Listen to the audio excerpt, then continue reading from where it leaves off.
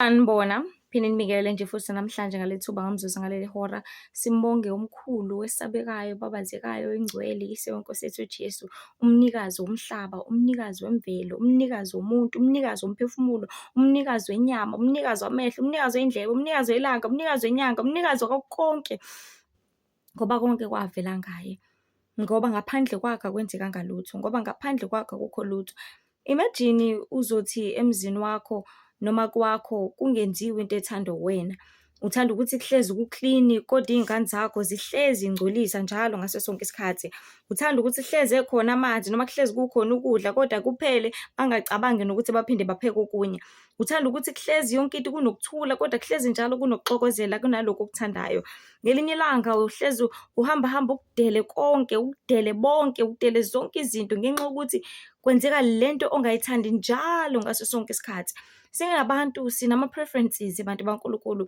Uyaku-prefer-a ukuthi okay, mina ngithanda low felt milk kuno-full cream milk. Mina ngithanda u-Auntie Caroline kuno-festive rice. Mina ngithanda ukuthi kunokuthi. Sinama-preferences ethu, sinama-choices wethu, sinama-selectiveness wethu wezinto eziningi ezahlukahlukene lapha emhlabeni.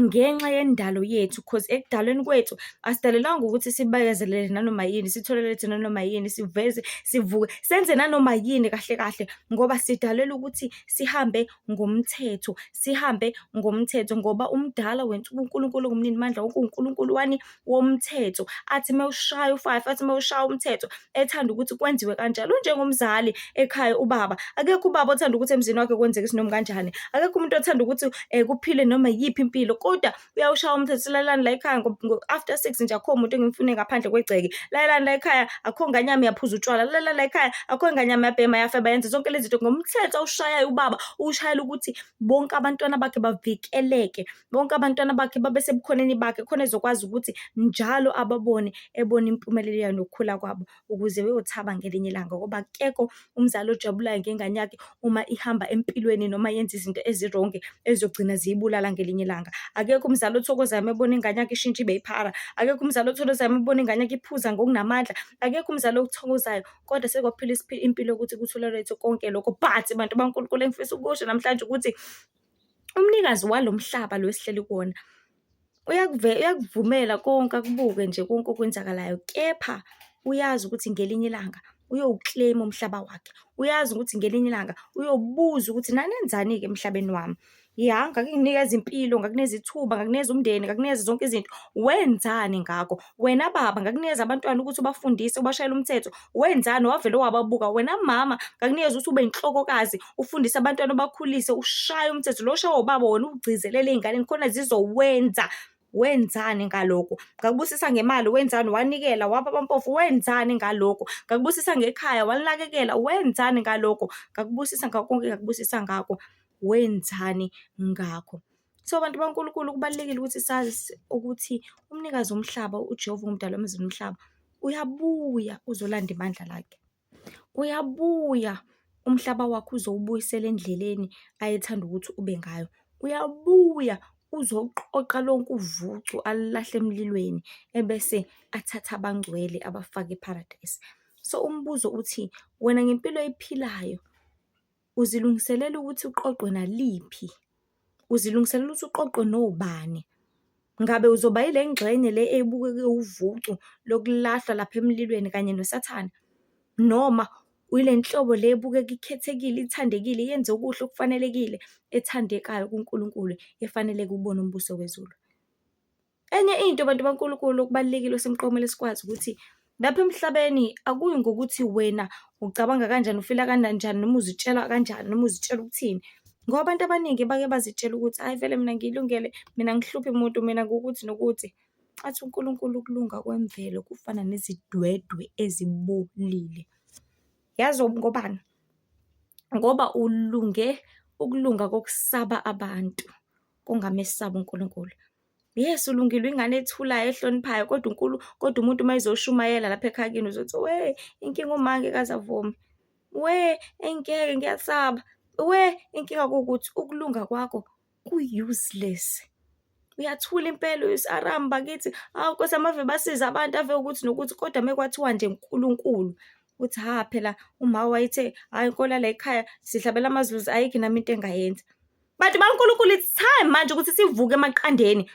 Angeke zisisebenzele lento ukuthi ekhaya kini bakholelwa kuliphi noma ukhule kanjani noma kwenzekeni. Ngeke ize kusize ngalutho leyo nto leyo, ngoba ngale kwethuna angeke uze kubize umzali wakho kuthiwa akeze ezokuvumela izono zakho, kepha uzozivumela wena uqobo, ngoba sonke sinikeziwe ithuba, sonke sinikeziwe i-choice. Yes, ukhuliswe ngale ndlela but uthi usukhula uyakwazi ukuzikhethela.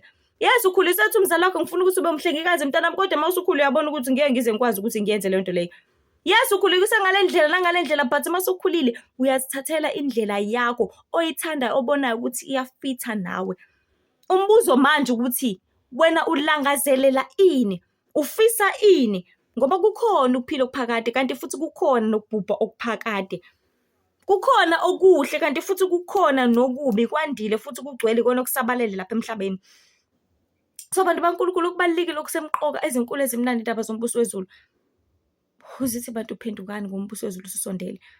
Yabo uKristu lonke leli thuba sibusisa ngalo lokuphila, ithuba lokuphenduka, ithuba lokuthandaza, ithuba lokubusana naye, ithuba lokukhuleka, ithuba lokwenza intando kaNkulunkulu, ngoba akazeli ibandla lamaKristu lamaNazaretha lamaSabatha lasepostoli lakephi, kepha uzele abantu abenza intando kaNkulunkulu, okungabantu abanobudlelwane noNkulunkulu, okungabantu abahamba ngomoya kaNkulunkulu. Ngoba kulezi khathi okugcina abantu baNkulunkulu, the only survival ongaba nayo ukuthi ube namafutha angumoya engcwele azokuqondisa ezonweni.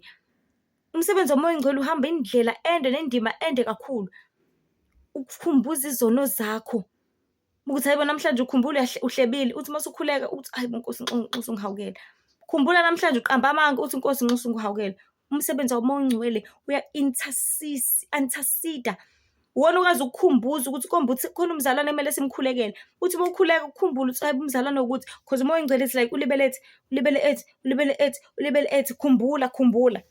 It's like let's say umzali uyapheka, na ingane yakho la eceleni kwakhe iyakukhumbuza, hayibo ma usukhohle ukufaka ispice, hayibo ma usukhohle ukufaka ukuthi, ila eceleni kwakhe ilibele kukhumbuza. So ngale nkathi sikhuleka abantu baNkulunkulu, it's like i-connection noNkulunkulu, umoya engcwele esuke la, umoya kaNkulunkulu asikhumbuza zonke izinto ukuthi khulekela nokuthi, khulekela noSibanibani, khulekela no-1 no-2 no-3, but kuya ngemoya ekhona. Umoya wakho iwona ozokwazi ukuthi uthinte umoya wami ukuthi ngikhumbuze ukuthi ngibeke nawe enkosini. Kodwa kuyenzeka thola ukuthi wengama imoya engcolile ezovala lonke uhlobo lomoya kaNkulunkulu ekuthenini umuntu kaNkulunkulu akukhumbule ukuthi akukhulekele nawe. So ukubona konke ngaso sonke isikhathi abantu baNkulunkulu, ukulunga kwemvelo kufana ney'dwedwe ey'bolile akusho lutho, ngoba umuntu ekumele simsabe lapha emhlabeni akusiyena umzali wakho, akusiyona umfundisi wakho, akusiyena unkosikazi wakho, akusiyena umyeni wakho, akusiyona abantwana bakho, kepha uNkulunkulu. Umuntu ekumele sihambe ngezindlela zakhe, akusizona lezo oy'fundela esikoleni, akusizona lezi abangani bakho, akusizona lezi ngendlela ojwayele ngayo, kepha izindlela zikaNkulunkulu. Isicelo, izindlela zikaJehova, izindlela zikaJehova, webantu longisani, webantu longisani, ngobusuku seluseduze, ngobusuku seluseduze, webantu lungisani, webantu lungisani.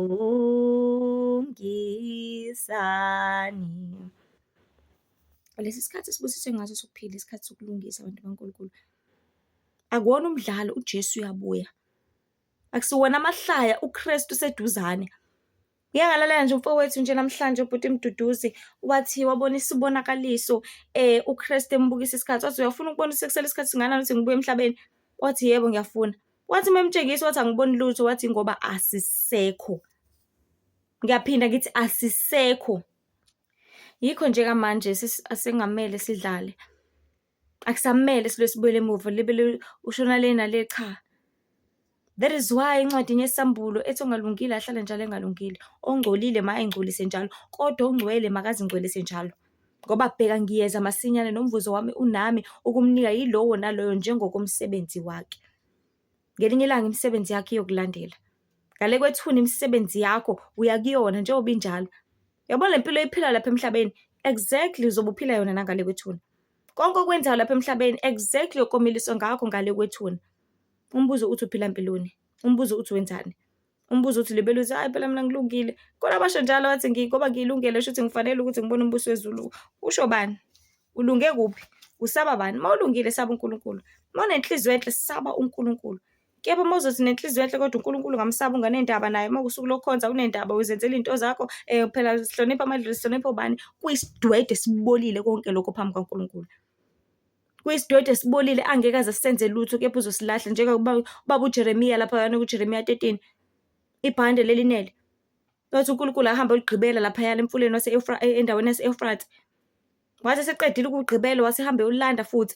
Wathi esewulanda watholakala imvuthuluko engasenamsebenzi. Washo uNkulunkulu kunjalo-ke. Nani bantu nothola lingenamsebenzi walutho ngoba nibe nihlele ezonweni. Ngokuhlala kwakho esonweni uyayigqiba, uyimbela umgodi uyifake phakathi. Sekushoda nje ukuthi ugqitshwe physically bese uyalahla ungunaphakade, kodwa ngoba usaphila kusayithuba lelo, kusayithemba. Ngoba ithemba kwabaphilayo ngoba basangakwazi ukuthola ukuphila ophakade. Sona namhlanje izinkulu ezimnandi indaba zombuso wezulu sithi bantu phendukani. Umbuso wezulu usondele nihlengo nisindise nibhabhadise ngoba phela izinto zonke sekufikile kanti ukufa seduzane kakhulu. Ongakuphuca leli thuba. Underline ubhabhadise ngoba uKristu uthe akekho obona umbuso wezulu mengayihlambululini, mengazalwanga kabusha ngoba ungcolile. Ungcwele izono zakho, zabazali bakho, zokhokho bakho. Neqalekiso zeqalekiso, generational curses. Nkosi ibe nani nibusise. Ezinye inkundla zokuxhumana uTikTok Lihle Ithemba, Facebook Lihle Ithemba Mzobe, Instagram Lihle Ithemba with IE Mzobe, kanye naku-YouTube Lihle Ithemba Mzobe. uNkulunkulu yasizonda isona, uNkulunkulu yabothanda okungcwele. Bantu baNkulunkulu masiphenduke sibuyele ebukhoneni baNkulunkulu ngoba uyasithanda, uyasilangazela, uyasibiza. Nkosi ibe nani nibusise njalo. Ngelibabazeka lihle lingcwele igama likaJesu manje uzephathi. Amen.